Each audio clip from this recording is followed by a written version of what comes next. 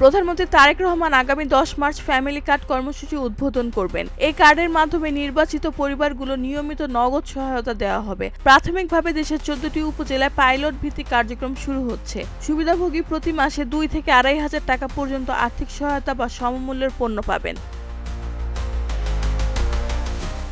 সমাজ কল্যাণ মন্ত্রণালয় family card piloting বাস্তবায়ন গাইডলাইন 2026 নামে নীতিমালা চূড়ান্ত করেছে।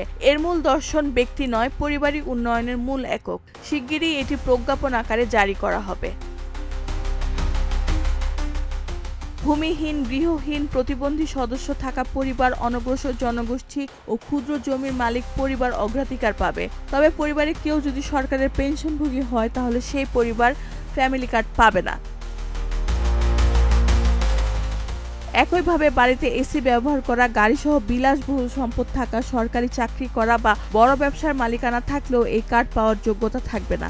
সরকারি সম্ভাব্য চূড়ান্ত নীতিমালা অনুযায়ী নিম্ন, মধ্যম ও উচ্চ আয়ের 6 ধরনের মানুষও এই সুবিধার বাইরে থাকবে।